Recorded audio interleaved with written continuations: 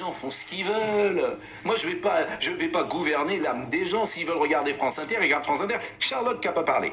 Moi, j'ai deux questions, justement par rapport à ce que vous venez de dire. Vous expliquez, en prenant l'exemple de Fox News, que la ligne éditoriale d'un média a pour conséquence de fracturer la société. Je m'étonne toujours que vous posiez pas la question dans l'autre sens, c'est-à-dire la question du pluralisme. Si on la prend sur l'ensemble des médias, CNews, en abordant certains sujets qui ne sont pas traités ailleurs, en faisant parler des personnes qui ne sont pas invitées ailleurs, a répondu à l'échelle globale à un manque de pluralisme. Et c'est ce que les gens vous disent. En effet, parlez-nous de toute la réalité. Certaines n'existaient pas. La deuxième chose, c'est que avant que CNews existe, par exemple, sur la question de la fracture de la société, il y a deux événements qui ont montré que les Français sont quand même assez grands pour prendre de la distance aussi par rapport à ce qu'ils entendent.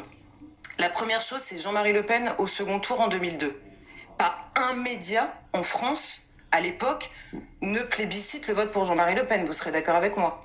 Il arrive au second tour. Donc la fracture constitutionnel européen, une grande fracture, puisque ces deux exemples-là montrent que les Français ont d'abord une distance à l'égard de leurs médias et qu'une partie des Français choisit contre l'avis de 100% des médias. Là, le pluralisme, il se pose sur les deux terrains.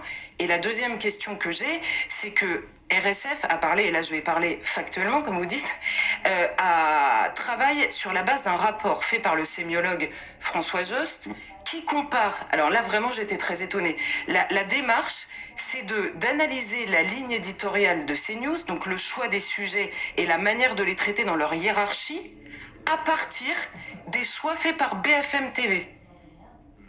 Mais qui décide que la ligne éditoriale de BFM TV est objective et qu'à partir de ça, on peut décider que celle de CNews n'y est pas? Donc s'il faut un comité de décision du choix des sujets, de leur hiérarchie et des mots à utiliser pour le traiter, il faut le dire comme ça. Mais là, je suis très étonnée, en effet. Non, c'est pas l'objet de l'étude. L'objet de l'étude, c'est d'avoir suivi... Moi, vous me faites peur.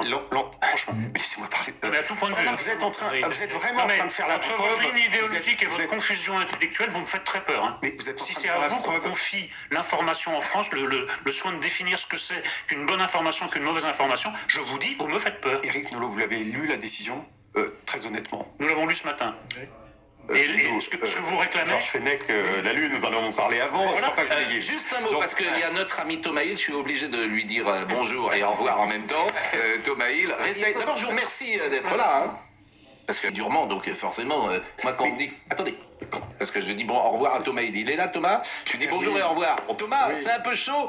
Figurez-vous que c'est la Saint-Valentin. Donc on a dit à monsieur Deloire de venir pour la Saint-Valentin. Ensemble. Mais parce que on va trouver un terrain d'entente, parce que je rappelle que c'est un journaliste, c'est quelqu'un comme nous, qui a une carte de presse comme nous. Mais bon. Et vous avez raison de souligner qu'il est courageux de venir sur votre plateau, en tout cas. Bon, en tout cas, c'est parfait. Merci, bonne émission à vous. Bon débat, Pascal.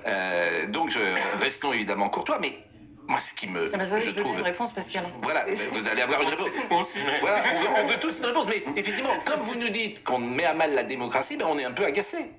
Et c'est tout. Non, mais à aucun moment, évidemment, le traitement de l'actualité par BFM TV doit être la référence. C'est pourtant le cas de l'étude, vous êtes d'accord? Non, l'étude ne porte pas, c'est pas une étude comparée des deux antennes. Il y a, je l'avais oublié moi pour tout vous dire, peut-être une référence, j'en doute pas. Mais de l'étude, elle porte. Mais c'est une étude comparée, pardonnez-moi de le dire encore. L'étude, elle porte. Mais enfin, vous n'avez pas lu l'étude que vous avez commandée, je suis quand même très surpris. Vous dites CNews n'est pas BFM. Bah oui, CNews n'est pas BFM, effectivement. Bon, mais moi, je suis pas venu dans une démarche hostile. Mais moi non, vous observerez que Constance Coutière a attaqué l'ARCOM, le Conseil d'État. Ah oui, effectivement, pour inaction dans le dossier CNews. Que la décision du Conseil d'État, elle s'applique à l'ensemble de l'audiovisuel. Nous ne demandons... Oui, mais vous n'avez attaqué que CNews. Nous ne demandons pas... Non, mais nous ne demandons évidemment pas un droit spécifique, ou au contraire des restrictions spécifiques pour CNews. Absolument pas. Bon. Vous conviendrez que la loi, elle s'applique pour tous de la même manière. Et pourquoi vous n'attaquez que CNews alors? Pourquoi vous n'avez pas attaqué France Inter? Et parce que, et je crains que ce matin, notre discussion en soit un exemple, un mauvais exemple, mais sur les plateaux de CNews où on est souvent dans le commentaire, la discussion, que dans l'enquête. C'est dément. Écoutez, Le niveau de journaliste, d'enquête, de terrain. Qu'est-ce que vous racontez? Le commentaire a toute sa place sur France Inter, mais bien sûr. Mais ici, mais il y a des reportages ici. Écoutez, ça n'a aucun sens. En tout cas, ce principe de pluralisme, évidemment, à tout l'audiovisuel privé, comme l'audiovisuel public. D'accord, mais si vous aviez ciblé parce tout qu'on le est monde, ici, regardez, pourquoi on vous est avez sur- ciblé CNews? Je On vous est dans pose des cette même débats avec des question nuances depuis. sur les mêmes positions. Mais sur quel sujet mais sur vous quel avez- sujet Et quand Moi, j'ai pas Charlotte encore parlé. Dornelas- Et pour vous- je vais vous laisser. Moi, pour ne rien vous cacher, je n'empêche personne de parler. J'aimerais beaucoup que Reporters sans frontières parfois nous accompagne justement sur le terrain. Parce que moi je suis sur ce plateau, mais parfois j'y suis aussi sur le terrain. J'aurais bien aimé être soutenu par exemple, parce que j'ai suivi la gauche durant la campagne présidentielle. Et je peux vous dire que oui, la pression exercée par certains politiques, pour tenter de contrôler ce que disent les journalistes sur la personnalité politique en question, je l'ai vécu.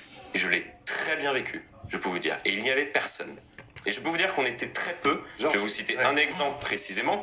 Il y a eu un meeting de Jean-Luc Mélenchon où les équipes de Jean-Luc Mélenchon, effectivement, ont été déçues du fait qu'il y avait beaucoup moins de personnes qu'annoncé. On a été 3 journalistes à le dire. 3 journalistes à le dire. Compte tenu de la pression qui a été exercée sur les journalistes sur place, qui n'ont pas osé, parce qu'ils suivaient la campagne du candidat, aller effectivement contre la pression de ces équipes.